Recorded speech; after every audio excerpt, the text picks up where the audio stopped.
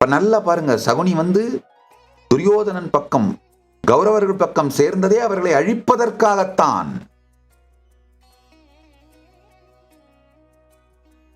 இது எல்லாத்தோடையும் ஒன்னா சேர்ந்த ஜீவன் தான் துரியோதனன்.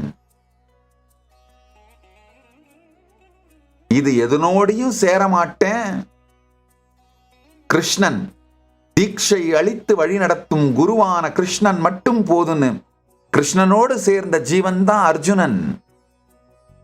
இந்த தீட்சையோடு உங்களை நீங்கள் சேர்த்துக் கொண்டால் வெற்றி அடைவீர்கள்.